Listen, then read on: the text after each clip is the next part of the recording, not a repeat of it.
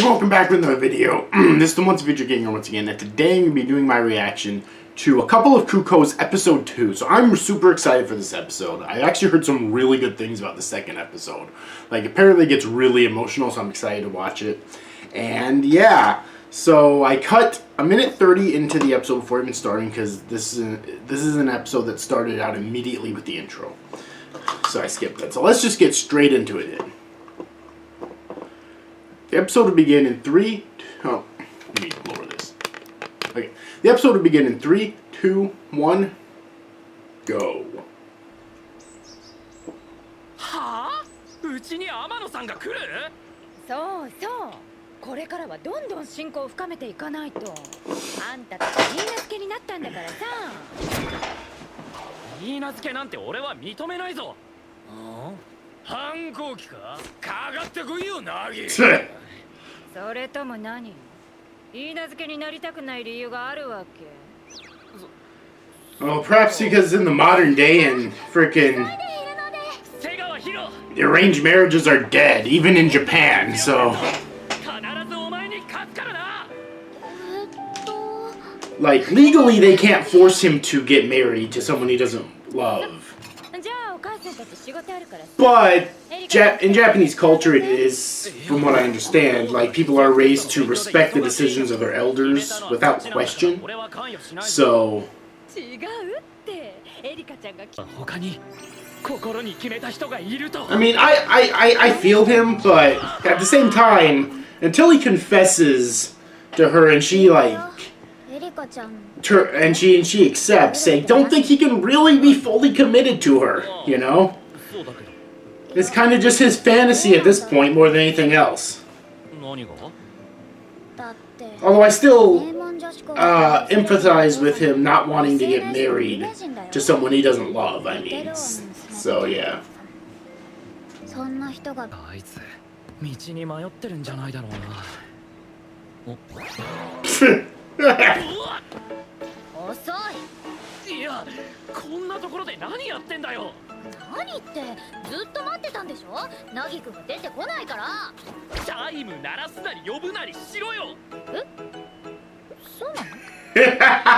What? Don't rich people have fucking doorbells? Or you can knock on the damn door too. Seriously.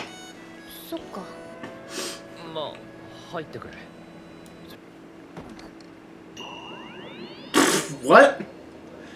The hell is she doing?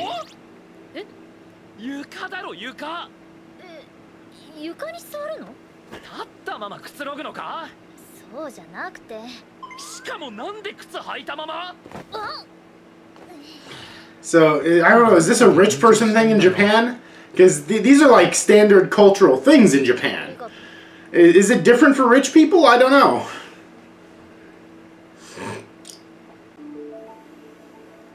I don't know, it'd probably be better for you to tell her right away. That way you're not like leading her on or anything like that.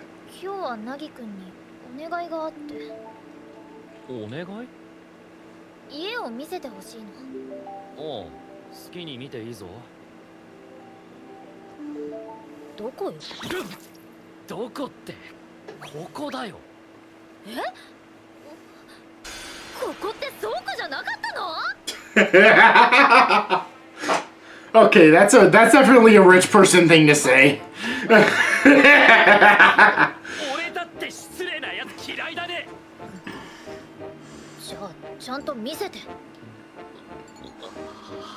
It's probably just a one-room apartment. Or maybe just a few rooms. Definitely can't be that much.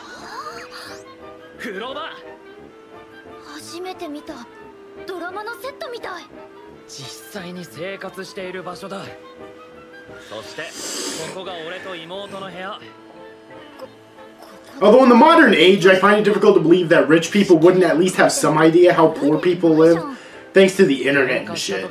It's like, it's so much easier to find out about this shit nowadays. Maybe 100 years ago, you know, but it's still funny, you know.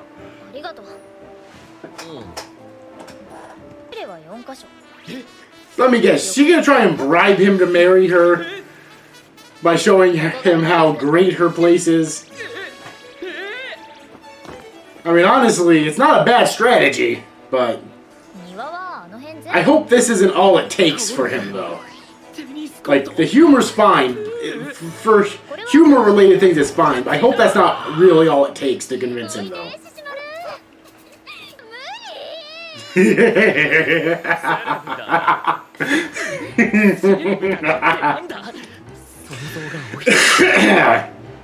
Oh fuck. I mean, so far Amano doesn't seem quite that bad, like she would just look down on poor people altogether. It just seems like shock more than anything else. Which isn't necessarily the same thing as conceit.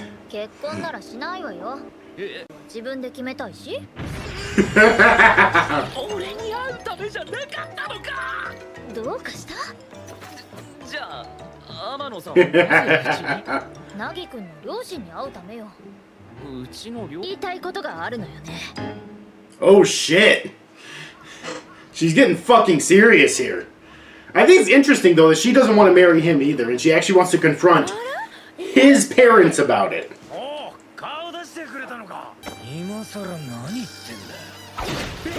Holy shit!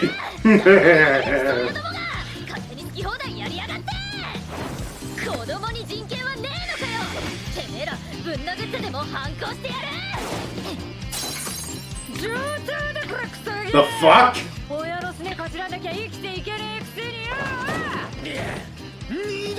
Okay, so I guess her mom is still kind of has those delinquent instincts. What the hell?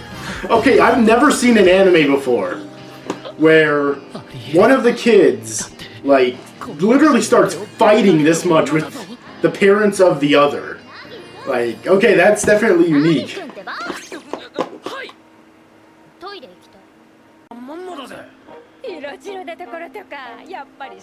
I'm still confused as to the reasons that they want him to marry her this badly. I think there could be like a couple of reasons, but I'll talk more about it once the episode ends, unless they cover it in this episode.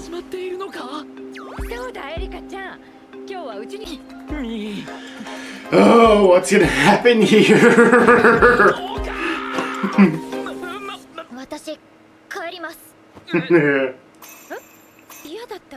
No fucking shit!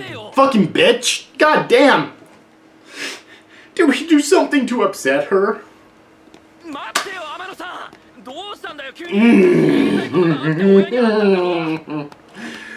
Okay. Yeah.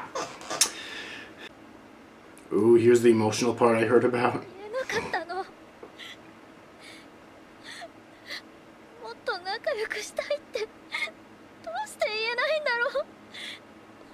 Wait, I thought you didn't want to marry him.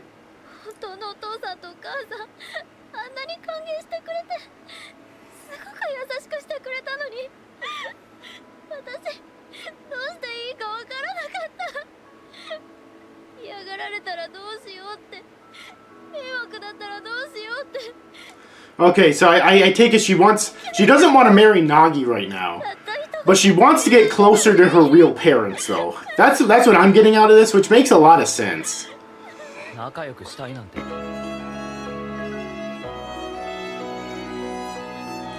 I also kind of want to see the conversation when they found out that their real child was actually somewhere else, that their babies were swapped at birth. I'd kind of like to see that conversation. I guess I'm kind of conflicted on the parents right now, which I guess maybe is good writing because it's complicated.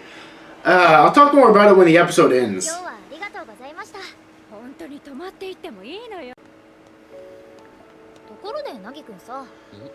You know, in a lot of anime, that was a conflict that would have been stretched out for so freaking long. I'm glad that they handled it in a single episode, I have to say.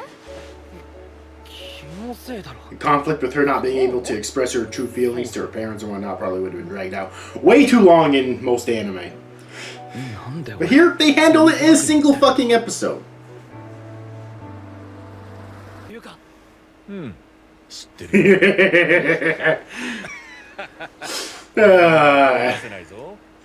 So they weren't able to fool him, but they were able to fool the other parents, though, clearly. Then again, Nagi did say that they're kind of dense, so yeah, I guess that explains it.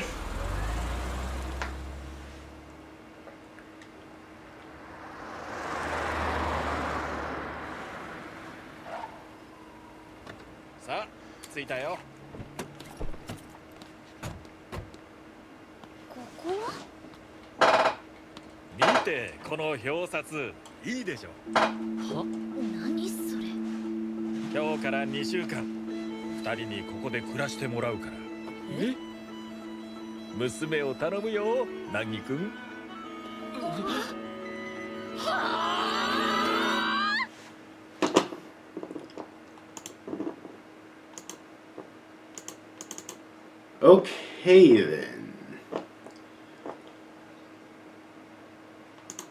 So that was episode 2. And wow, that was better than episode 1. This series is really growing on me a lot. Like, I liked episode 1 quite a bit, but episode 2 kicked ass. I have problems with it, but the problems I'm going to put in the back of my mind for the time being, I'll consider, but I want to see what the series is going to do with these plot points, okay? So, Nagi's parents. What's the deal with them? Now, the initial reason I thought they wanted him to marry Amano so badly was just for her money. Okay. They wanted a cut of that, which, as the episode progressed, I'm kind of moving further away from that idea. And that's a good thing, because that would have been the most unlikable reason possible. It could still be the case, but at this point, I doubt it. Alright. The next reason, which actually seems the most likely, but also doesn't make a lot of sense, and here's what I mean. The second reason I came up with is that they just want to get closer to their real daughter, which is a great thing. But why would why would Nagi need to marry her for them to do that? That's what I mean. It doesn't make sense. I think it's the most likable reason. But I also feel like it doesn't make any sense, because again, why would he need to marry Amano for them to get closer to her? Okay? That doesn't make any sense at all. And another thing which hasn't really been covered in this series yet, but it's a trope of these types of series, that they think that their son's really hopeless, so they just have to force him to marry someone in order for him to get married. Maybe that's the case as well, which is not a particularly likable reason, but maybe it's true. We don't know enough about him yet. He seems pretty competent from what we've seen so far, but you know, he definitely seems interested in girls at least. But we're only 2 episodes in, so maybe that is true. I don't know. It's still bullshit to force your kid to marry someone. I really love though that the dad, like Amano's, even though Nagi's parents were completely fooled and thought they were dating, Amano's dad said that like he wasn't fooled at all. He knew that it was a lie. I also think that his method is kind of interesting. He's going to have them live together in the same house for 2 weeks. Now, keep in mind, I'm not a manga reader. My prediction is that the reason he's doing this is so that he can try to get them to want to marry each other kind of organically like that, by spending enough time with each other. If that's the case, that's actually a really interesting method for him to do that, rather than just saying, no, shut the fuck up, you're going to marry each other. He's actually doing it a bit more subtly like this. A bit more subtly. I'm sure they would be able to see through the guys. But it's still more subtle. It's more logical. Like, getting them to actually spend time with each other to get to know each other better and see if they would want to marry each other or not. So I like Amano's father already. Okay. And also, I want to see more with Nagi's sister, who I guess is technically Amano's sister as well. Amano's blood sister. Because it seems like she does have a crush. My prediction is that she has a crush on Nagi. And now she's been considering things since she found out that the two of them are not actually blood related. That's my prediction. We didn't see any more of the purple hair girl in this episode, aside from a very brief flashback. But I am interested in her as well. And also, I'm pretty sure there's like 1 or 2 more girls in this show that have yet to be introduced yet. So I'm excited to continue this series. This was a fantastic episode. I expected the emotional stuff, but that's because I was told about it beforehand, but it's still amazing. Like, seriously, the series got really emotional really quickly. Okay, and like I said before, I'm really glad that the whole thing with her not being able to express her true feelings to her real parents went by really quickly. Okay, because it would have been like, there's a lot of anime that would have dragged that out so long, but this series dealt with it in a single fucking episode, and I definitely appreciated that. All right. There's a lot of just overused anime tropes. I really like it when a series does something different with, you know. So anyways, overall, hope you enjoyed this video. If you did, please make sure to give it a like and subscribe to my channel for more content in the future. Hit the notification bell if you want to whenever I upload a new video, because I release new videos all the time. Share it on other places on the internet if you think it deserves it, such as YouTube, Facebook, Twitter, etc. Try to help get my channel more attention. And like always, comment on the video down below because that'll help my channel out. Let me know your thoughts on this video and on this episode and on the series as a whole, on the manga if you're a fan of it. What's your favorite segment of this episode? Amano's really been growing on me a lot. What are your thoughts on her character? What are your thoughts on Nagi's parents? Alright, and what are your thoughts on this whole concept in general? And also Amano's father. But anyways, overall, hope you enjoyed this video. I'll see you guys next time.